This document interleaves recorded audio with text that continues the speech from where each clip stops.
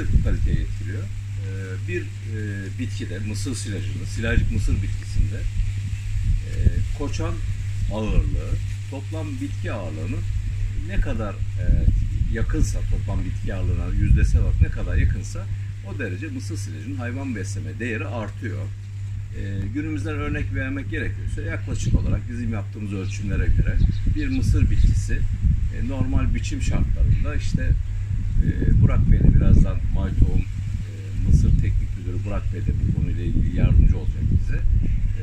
Yaklaşık herhalde 1,5 kilo falan geliyor. Bunun da yaklaşık %35'i Türkiye şartlarını düşündüğümüzde çok ideal bir rakamdır. Buna yakın bir rakam ne kadar elde edebilirsek, daha doğrusu %30'un üzerine çıkıp %35'e ne kadar yaklaşırsak o kadar bizim için iyi bir sonuç olmuş oluyor. Koçanın toplam bitkiye oranına.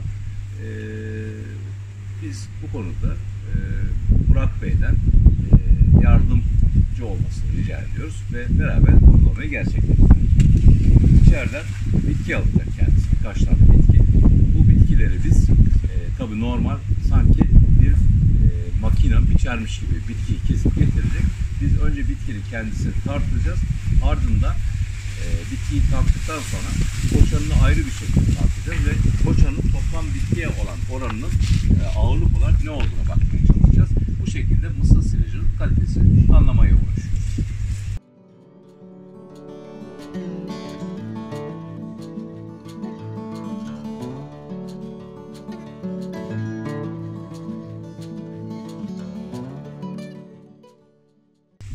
Bitki aldık hocam. 3 gibi bitki aldık. Ayrı ayrı her bir bitki tartılır. Nedir tartımız? Burak Bey siz görüyorsunuz. 4 kilo 380 gram. 400 gram. 380 gram. Şimdi tartıyı boşaltıyoruz. Sadece koçanları tartıyoruz. 4 kilo 380 gram. Ben burada canlı hesap da yapacağım. 4 kilo 380 gram. Hemen hesap makinesi olarak kullanacağım telefonumu. Açıyorum. 4 kilo 380 gram dedi. Koçan ağırlığı nedir? 1 kilo 600 gram. O zaman 1 kilo 600 gramın yüzde kaça denk geldiğini bulmaya çalışacağız. 4 kilo 380 grama. Evet. Rakam burada. Yaklaşabilirsiniz. Toplam koçan 3 tane koçanın 3 tane toplam bitki ağırlığına oranı %36 civarında. Çünkü 0,36 çıkıyor. Bunu çarpı 100 yapıyorum. Yüzde kaça denk geldiğini bulmak için. Tekrardan yaklaşalım. Seyircilerimiz yanlış anlamasın. %36,52 benim gördüğüm kadarıyla. Bu da çok çok iyi bir ürün olduğunu. Buraya Burak Bey gelebilirsiniz siz de. Çok çok iyi bir ürün olduğunu gösteriyor. Az önce konuşmanın başında da konuştuk. Bir bitkide besin değeri, hayvan besleme açısından konuşuyoruz biz bunlar. Hayvan besleme açısından konuştuğumuzda ne kadar bitkinin koçanı toplam bitkiye olan oranı arttıkça bu kadar kaliteli oluyor. Neden? Çünkü koçan demek enerji demek. Koçan demek kalite demek, performans demek. Bir de bitkilerin şöyle bir koçanları kırarak takribini kuru maddeler ne olabileceğiyle ilgili de bir görüntü alalım. Yani bir izleyicilerimiz görsün. Onlar gördü. Ben de şöyle yakın arkadan bakıyorum. Aşağı yukarı bitkiler süt çizgisi ortada gibi değil mi? Hı. Burak Bey. Evet. Sizin görüşünüz ne? Şu anda ortada. Gayet silaj olum döneminde ve hasat edilebilecek seviyede. Diğerlerine de bakalım. Tabii. Yani 3 bitki biçtik madem. 3 bitkiye de bakalım. Evet. Onu da değerlendirelim.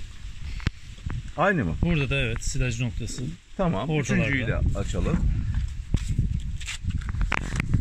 Bu konuda, bu bitki konusunda ben size birazdan döneceğim. Yine silaj dönemine gelmiş. Bir bitki.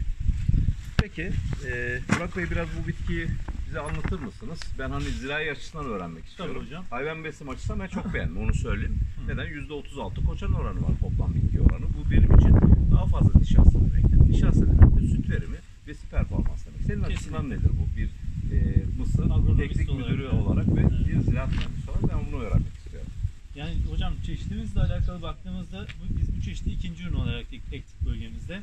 İkinci ürün performansına baktığımızda çeşitte uç doldurmasının son derece iyi olduğunu, uçan eğriliğinin yüksek olduğunu ve silaj olum döneminin hatta geçmeye dönük olmasına rağmen alt yapraklarının ne kadar yeşil olduğunu net bir şekilde bu çeşitimizde görüyoruz.